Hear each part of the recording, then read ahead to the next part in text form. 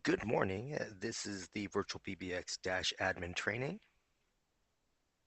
This training will last about 30 to 40 minutes depending on load times. We do record these trainings, so if you can't stay for the whole time, that's fine. You can always come back later. This training is designed to show you where things are for in-depth description of like steps for particular features. You're going to want to use the links in the show notes. The most important of which would be the support page link.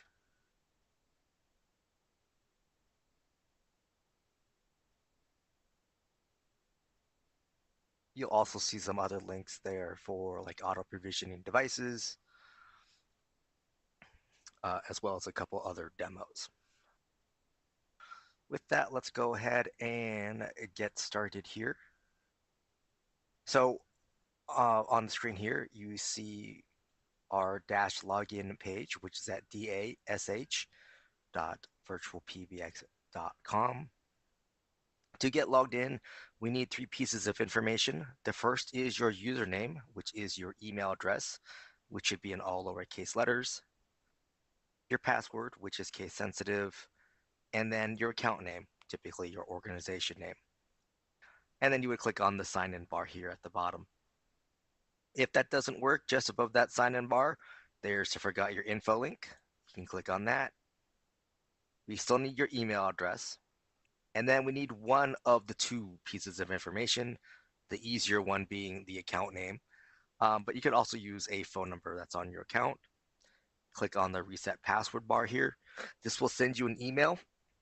In the body of the email will be a link that lets you log in temporarily to change your password. Once you've done so, it will log you back out. Enter in that new password. You have the option to click on Remember Me and then click on Sign In.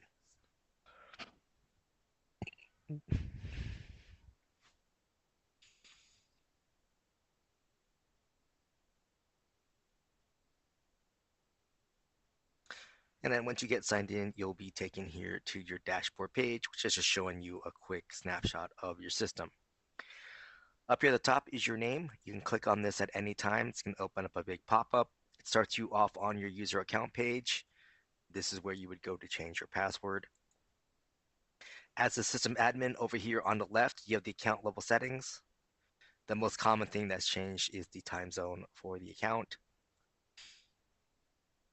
System admins can also manage add-ons. You'll have things here like virtual text forward, multiple auto attendants, dynamic caller ID, and advanced reports. You have a billing portal link here, which then gets you to the actual customer portal. That's where you would go to get previous invoices as well as update payment information. And then any system admin can click on cancel account here on the left, and then click on the cancel account button here on the right and fill out the resulting forms. This will close out your account at the end of the current billing cycle, at which point your last invoice will be generated and charged. And then up here at the top, you click close when you're done. You'll be back here on the dashboard. To the right of your name at the top, you have a D&D toggle, stands for do not disturb. Mine is currently active, meaning my user is not accepting calls. Calls to my user are going to voicemail. I can click on this again and calls would route to me normally. Little phone icon here. This opens up a new tab. It takes you to webphone.virtualpbx.net. If you have a web phone device on your user, you can log into that page using your dash login information. This allows you to use Chrome, Firefox, or Safari on your computer to make and receive calls. Little speech bubble icon here. This opens up a new tab. It takes you to virtualtext.app. This web page has its own login information, and that is where you would go to make use of the virtual text feature. The question mark icon here, this will open up a chat window at the bottom right of your browser, so you can speak to our support team so they can help you with the particular feature you're working with. The hamburger icon, these three horizontal lines, this is the menu icon. This gets you to other dash features. We'll be covering these at the end of the video. And the right arrow icon here is to log out of the system. Now skipping down to the middle here, total users, I have 6 users on this account, basically people who make and receive calls. Then I have total devices. The main ones to keep track of here are the soft phone, web phone, and SIP phone. These are all kinds of VoIP devices. Total numbers, I have 13 phone numbers on the account, and then a breakdown of the types. Assigned numbers and spare numbers, right? Assigned numbers is in use. Spare numbers counts towards my allotment, but not currently in use. USDID just means a US local number. US toll free is actually a US Canada toll free 800 number, 888 all the way down to 833. Conference bridges, I have 3. This means I've enabled the conference feature on 3 of my users. Back up here towards the top right, my main number block, these 3 main numbers all act the same way. They go into the same part of my system. They're all playing the same main greeting.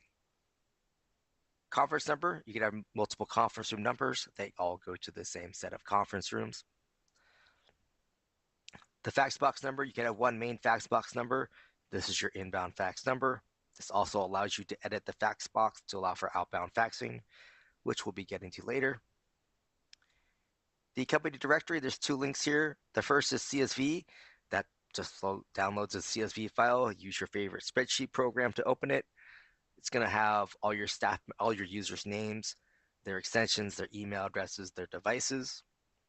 The soft phone link is for use with the VirtualPBX desktop soft phone application. So if you're using our app on a Mac or Windows PC, you can download this file and then upload it to your soft phone on your computer. In your contact list, you'll see your other staff members who have VirtualPBX soft phones, and you'll be able to see the status of their VirtualPBX soft phones, i.e. if they're on a call or not. VirtualPBX Store, this opens up a new tab, takes you to store.virtualpbx.com, where you can order things like a VoIP phone or headset, etc. And then the account realm, every account has its own account realm. This is one of the 3 pieces of information you need to program a third-party soft phone application. It's also important for outbound faxing. Now we'll go back up here to this blue bar. You have the caller ID button here. This pull down allows you to select one of your main numbers, and that becomes your default number. For instance, that is what your VoIP phones would use as their outbound caller ID, and that would allow them to make an outbound call. And then you would click on Save Changes. Hold music, you can upload your own hold music files. The system will play back .wav and .mp3 files up to 1 megabyte. You would want to click Upload, click Browse to find the file on your device, and then the up arrow icon, and then Save Changes. Now, this hold music file, after the call is coming to your system, one of your staff members has picked up the call on their VoIP phone, and then they press hold on their VoIP phone. That's when that file will play. Now, hours is part of main number. We don't want to get into that quite yet. First, we're going to want to get into users. So we'll click on users over here on the left. It shows all my users on the account. The people with the blue suit icon, these are my system admins. The people with a gray person icon, standard users, they have very limited access. To add new users, click Add User up here at the top, and you fill out the form. The email address used for login needs to be unique for each user. This is how the system communicates with your staff, voicemail notifications, password resets. We do recommend 4-digit extensions just to make it easier for growth and to save that 0 through 9 on your menu for other routing options. The system by default will create a voicemail box for the user, basically saving you a step. You can decide to include them in the user directory. This is something you can change later. You can send emails to an alternate address. So if you want those voicemail notifications to go to an email address other than the one used for login, you would click on the box here and enter that different email address in the box provided. This is also something you can change later. And then you can send credentials to the user, which I recommend. And what that just means is when you click one of these 2 bottom buttons here, the system will send the user an email welcoming them to the Dash account and include their login information. Once a user is created, you can click on their name. If you need to change their name, you can just do so in the boxes provided. If you need to change their email address or password, you would click on Change Credentials and fill out the resulting form. Change PIN changes their voicemail box PIN number in case you need to access their voicemail box directly. Here's the option to send emails to an alternate address, and then here's the option to be in the user directory. This pull down here lets you change a user into an admin or an admin to a user. A little clock icon, this allows you to change the time zone for the user, so that way their voicemail timestamps are correct for their time zone.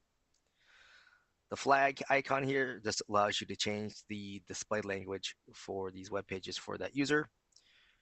And then ringing timeout, 20 seconds is the default time, and it's typically plenty of time for calls going to a landline or a VoIP phone. If you have a user only using a cell phone, you'd probably want to increase this to 30 seconds. Any changes you make, click on Save Changes. Phone numbers, users can have their own phone numbers. If you do add a phone number to a user, it is available 24/7. Does not have hours of operation. And you have these options down here to either add from spare, which is just using one of your spare numbers. Buying numbers is adding a new number to the account. Use that support page link and do a search for adding a phone number. Now, we do recommend adding devices directly to a user, just saves you a step. I'm going to cover adding a soft phone. And whenever you add a soft phone or web phone, you get this warning message. Make sure to read that at least once. And then in the resulting box that will pop up here, this starts off as a third-party soft phone, meaning you're using somebody else's soft phone application. If that's what you want to do, that's fine. You're going to want to copy the SIP username here. Click on the SIP password box and then copy that. Don't change it. And then the account realm. Those are the three pieces of information you would need to program or provision a third-party soft phone. If you want to use a VirtualPBX soft phone, you have to add it directly to a user, because that's where you get this toggle down here at the bottom where it says use third-party application. Click on that. It now says use VirtualPBX application. Then type in a name, click on create device, and then click on save changes. Once you click on save changes, the user gets an email saying the VirtualPBX soft phone is ready, and the body of the email is their username and password to use with the VirtualPBX soft phone app. So it's going to be completely different than their dash login information. And there'll also be download links so that they can download the app to their appropriate device. In terms of adding other devices, you're going to want to use that support page link. You can add cell phones or landlines. Also in the show notes, you can look at the auto provisioning phones document, which is for adding SIP phones. User features, there's plenty of features here. The caller ID number, this is for users with their own phone number. This allows them to make their personal phone number, right, on their user be their outbound caller ID for their VoIP phones instead of the main number. That is the default. Voicemail box. Voicemail boxes can hold up to 100 messages. After that, they are full and cannot accept any more. By default, we attach the voicemail message to the email, meaning there's an MP3 attachment.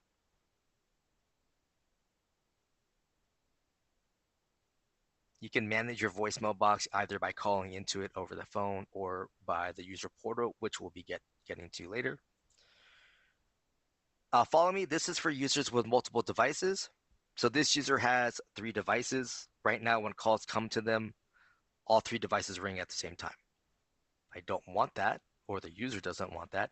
Then as an admin, I can come here and enable the follow me setting. Click enable.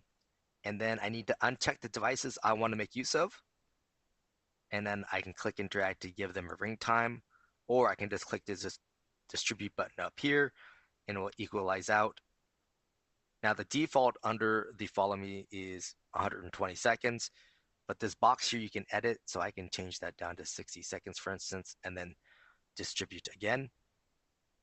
If I want to change the order, right, I just click and drag and then click distribute again. And then I would click on save changes. Now, if this user is part of a group, which we'll be getting to next, calls from their group ignore the follow me setting. So something to be aware of. The fax box, this allows you to create a fax box specific for this user. You can either add an extension number or use a phone number. I recommend using a phone number. Conference Bridge, this allows you to enable the conference feature for this user so they can host or moderate a conference. Call forwarding, this allows you to set up call forwarding for the user. The main thing for an admin to set up would be for failover mode, i.e., this user typically only uses a VoIP phone. If that phone becomes unregistered, failover mode will automatically forward any calls to that user automatically. In terms of manually setting up call forwarding, your users can do that themselves, either directly on their VoIP phone using feature codes or via the user portal. Customized call recording. This allows you to record the inbound and outbound calls of a user.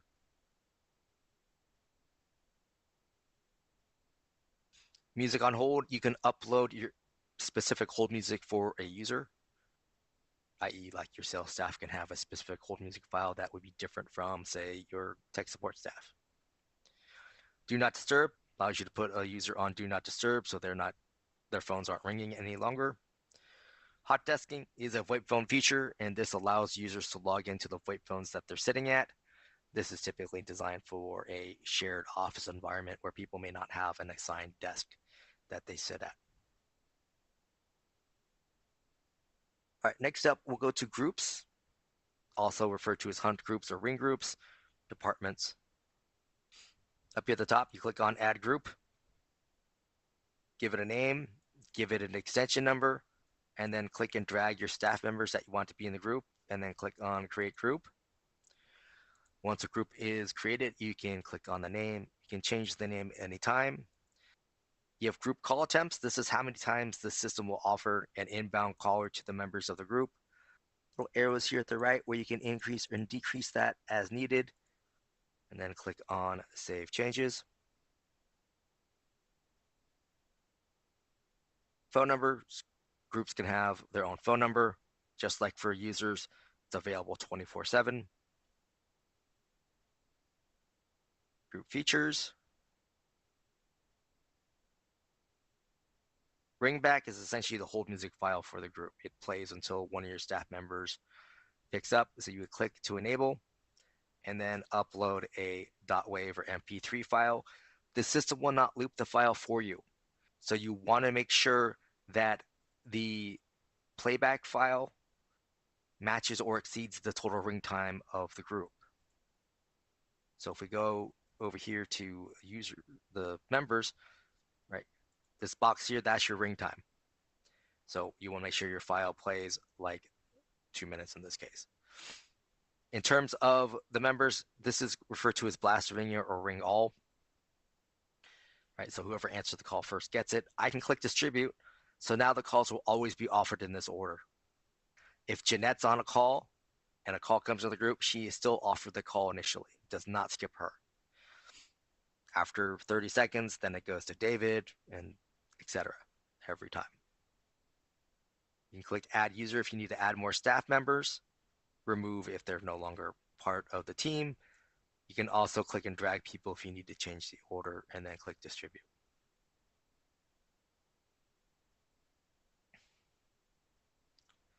Next action, if no one picks up, what do you want the system to do? Right, you would click to enable, and in the pull down provided, select where you would send the call. This could be to another group, to a specific user, or typically a specific voicemail box. Allow call forwarding. If you enable it, that means your users can make use of call forwarding for calls from the group. Caller ID prepend. This is a VoIP phone feature where you can have text, additional text, or numbers show up on your staff members' VoIP phones in front of the caller ID. Right, so customer Mary is calling in, gets to staff member Bob's phone. Right, on Bob's VoIP phone, on his display, he'll see the word support and then customer Mary's phone number. So it lets him know what the call is about. All right, so after we have users and groups, then we can go to main number.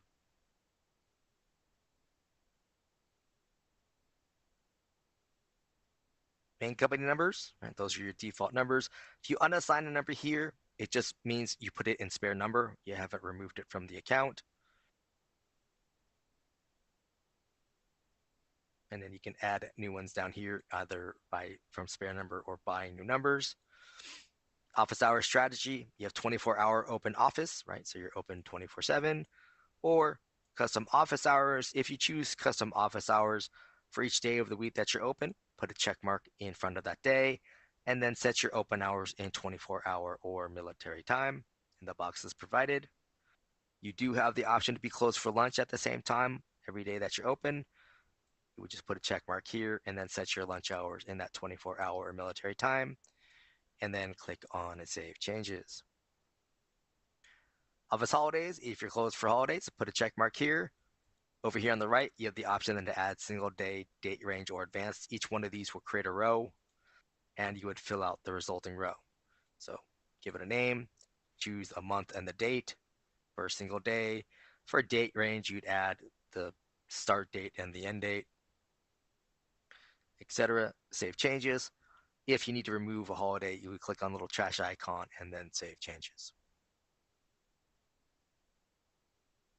Incoming call handling. So for my main numbers, how is my system offering or handling calls during my open hours, my after hours, and holidays?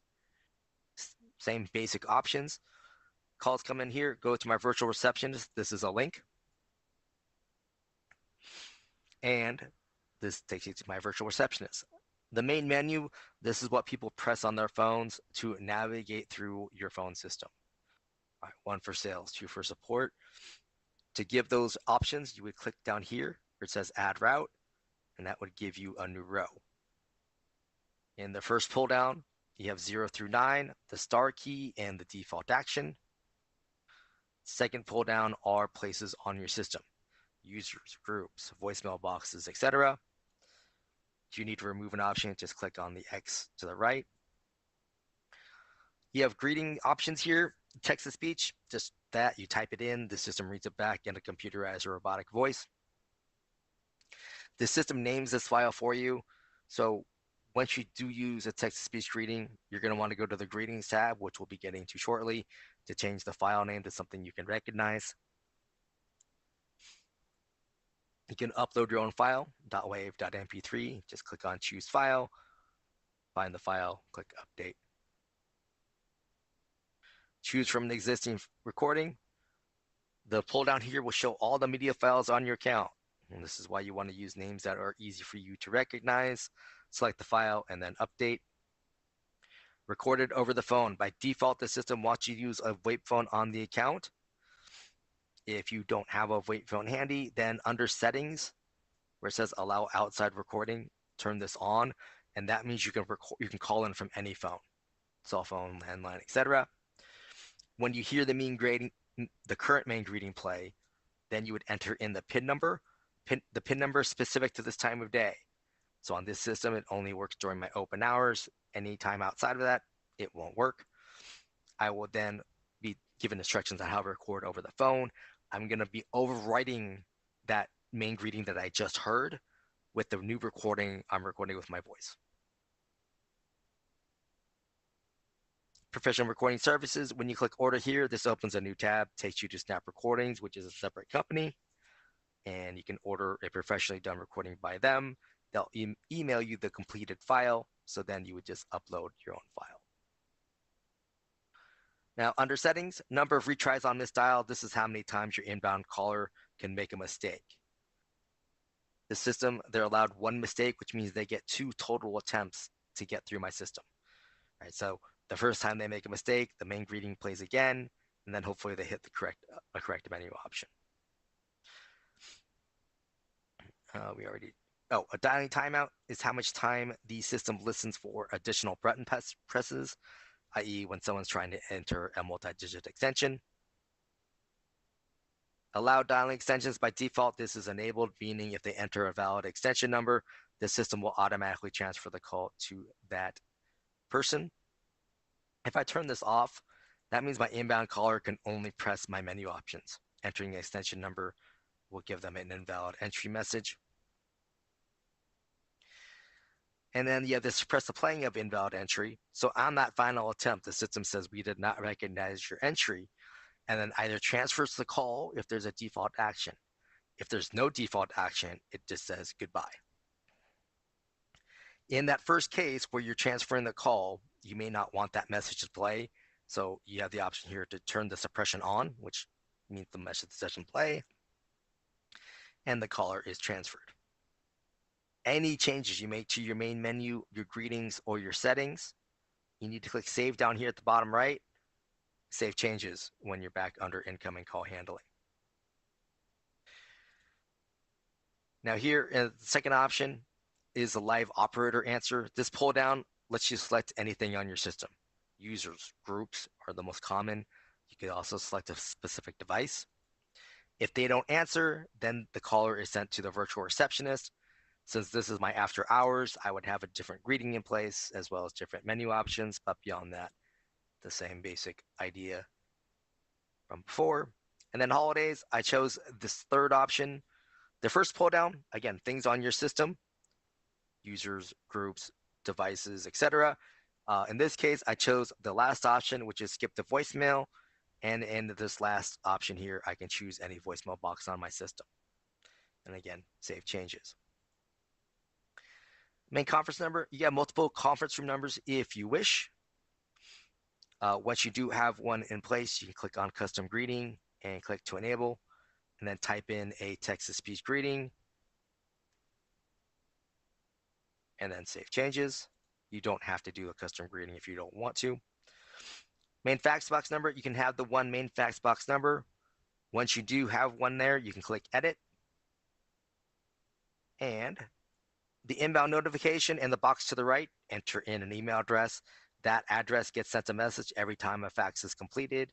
There'll be a PDF attachment so you know that it's completed. If someone dials your fax box number and then hangs up, this email gets, or this address gets an email saying there's a failed fax attempt. So something to be aware of. Email permissions, this is for outbound faxing. You can enter in a specific email address in the box provided, or as is shown here, you can put your company's email domain. And that means anyone at VirtualPBX can send a fax out on this account, even if they're not a user on the account. To do so, they would create an email from their virtualpbx.com email, and then in the to field, they would put the destination number. That means +1, area code and phone number, no spaces, dashes, or parentheses. Then they put the @ symbol and the account realm. After that, they need to attach a PDF or TIFF file, and then click send. The system is not going to send or transmit anything that's in the subject line of the email or the body of the email. It's only looking at the attachment, the to field, and the from field. One email address, only one recipient per email, only one attachment per email. So make sure if you have any signature files that automatically attach your emails to remove those. Auto attendance is a plan-specific feature or add-on feature. This allows you to create multiple menus. Up here at the top, you would just click on Add Attendant. You need to give it a name, give it an extension number, click on Create Attendant. By default, when you create an attendant, it starts off as unavailable in main menu. You would leave it in this format if you wanted it to be a standalone attendant, meaning it's a separate business, for example. If you wanted it to be a menu option, you would click on the toggle there, and now it's available in main menu, and you would click on Save Changes. Attendants can have their own phone numbers, whether or not they're standalone. And then under the little settings wrench icon here, you have open hours, after hours, and holidays. This will match what you set up under your main number. All cases, they're a virtual receptionist, so you would have to set up menu options, a greeting, etc. Devices, this shows your devices on the account. A green device means we can send calls to it. A red device means we cannot. You can add devices directly here, but again, if you want to add that virtual PBX soft phone, it needs to go directly to a user. You do have a wrench icon here, so you can edit a specific device.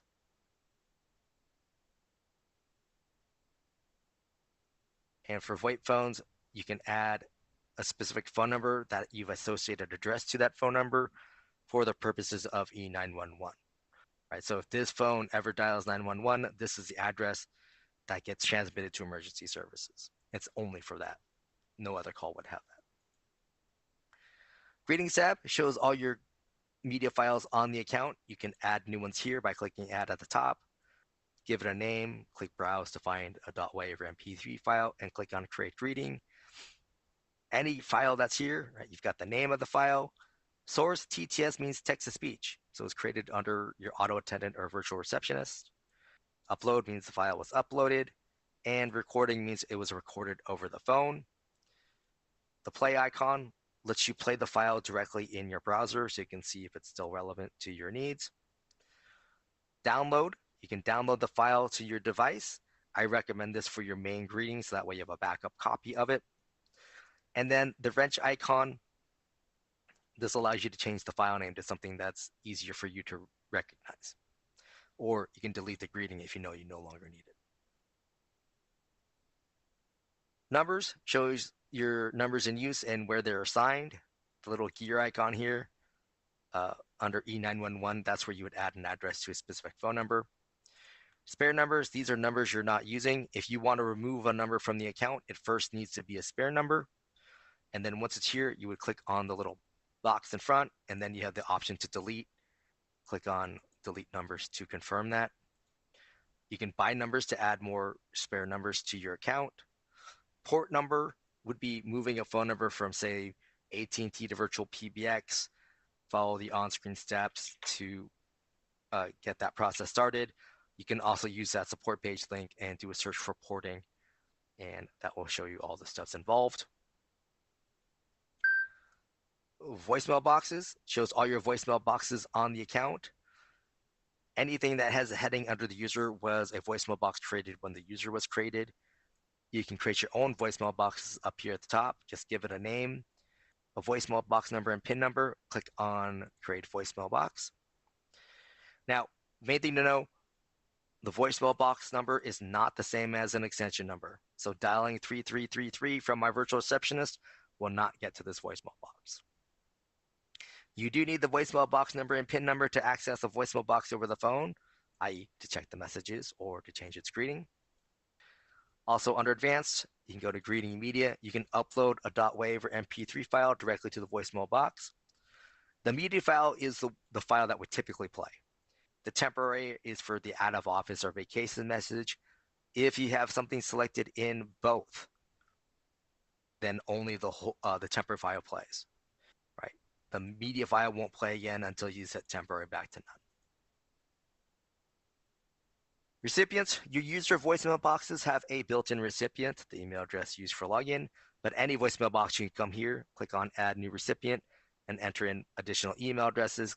Keep clicking add until you're done, and then click on save changes. Options, so once you have a media file in place and recipients, you can click on already set up. And then down here, you can confirm that we're attaching the messages to email. If you have a voicemail box that you don't want to get full, i.e. like this is my support box, so I would not want that to get full, or have a user who just isn't good about managing their voicemail boxes, but they check their email all the time, then I can also click delete after notification. So after that email goes out with the MP3 attachment, this system then goes back through and deletes the message from the voicemail box, so it does not become full. Virtual extensions is a plan-specific feature. This allows you to create additional extension numbers without adding full users. Now, virtual extensions have limitations. Most notably, they can only have one device, and that does not include the VirtualPBX soft phone because there's no email address associated with the virtual extension for us to send our credentials to. And because they're not users, they can't be added to a group. Call logs. This shows your call history on the account. You have today, this week, this month, and custom. Custom lets you go back up to 1 year. And then you would click on filter. Each of these options, you can download a CSV file. So if you're good with spreadsheets, you'll get some information out of it. Little green arrow to the right here means a call that came into the system. You can click on it and you can see the different legs of the call. So you can see here that it was offered to that device, right? So it was offered to 3 devices, basically letting you know who answered the call. Outbound calls will have a yellow arrow to the left, and typically there's only one other line below that. Little fire extinguisher icon, this reports the call, meaning it creates an email for you pre-addressed to support@virtualpbx.com, and it will have the technical details of the call. You're going to want to type in the context about why you're sending that in to our support team so they can investigate that for you. Feature codes. These are ways for your VoIP phone users to access Dash features directly from their VoIP phones. Obviously, this page is here. You can also find it on our support pages under feature codes or the phone commands cheat sheet. And that's been the entire dashboard. Call center, plan-specific features, actually now a separate product. These are queues. There should be in the show notes the ACD QUEUES Pro demo that will give you an idea of what it's about. These are the simple explanation. They're advanced version of groups. They allow users to log in and out of the queue. It will skip users who want to call, that sort of thing. Dynamic caller ID, plan-specific feature or add-on. This allows you to create rules to change the outbound caller ID for your VoIP phones using other phone numbers that are on your account. Faxes is your fax manager, so you can see your inbound or outbound fax history. There probably isn't a whole lot going on this count at the moment.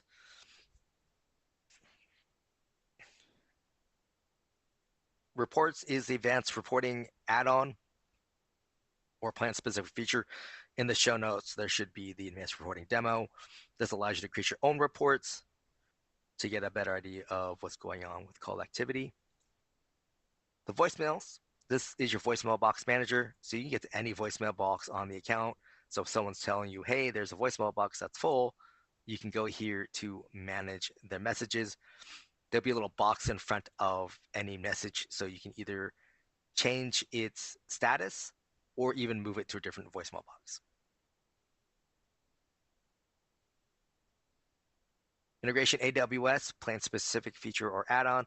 This allows you to link your Dash account to an Amazon Web Services account, so you can store like your call recordings with them, or faxes or voicemail messages. Messaging, this is where you would go for things like virtual text, text forward. So you would either add user here, text forward, you would add a number, which is just for, so basically text forward allows you to have a phone number accept inbound text messages and then forward them on. It's not for two-way texting, right? Virtual text is for two-way texting. And you would need to go through registration for that to work. Text numbers would be just additional numbers for texting purposes. Blacklists allows you to create a list of phone numbers that you're blocking from reaching your staff. You just want to make sure your list is here on the right. You're going to want to use the show notes for the specific steps of that. Call recording. Since this account is set up with AWS, this takes me to my AWS interface, and I can go further back in time and see if I have call recordings.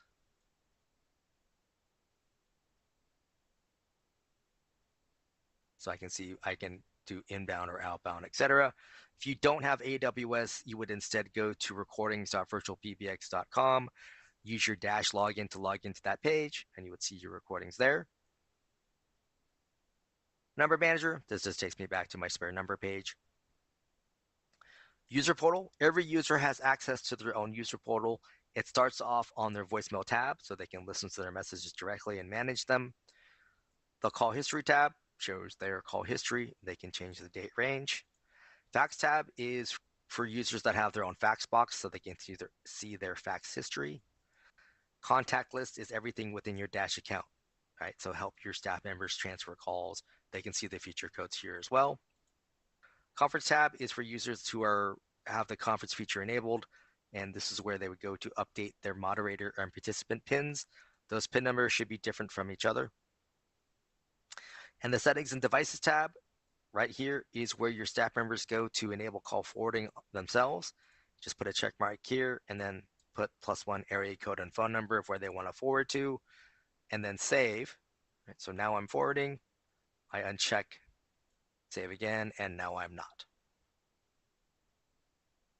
Webhooks is a plan-specific feature. This allows you to link your Dash account to other software. It's some level of programming. You can go to developer.virtualpbx.com to see sample code of what we've done, like linking Dash to, say, Slack, for instance. You can also go in the show notes and look at the introduction to Zapier webinar, which also covers some of this. And then SMS registration. This is what you would need to go through if you want to make use of the virtual text feature. If this does not show up, that means you probably need to change your plan because it's a plan specific feature. This link down here takes you to the support guide covering all of this information. The second tab here is where you start that registration process. Click register and fill out the resulting form. And then the registration status shows you where you are in the process. And that is everything.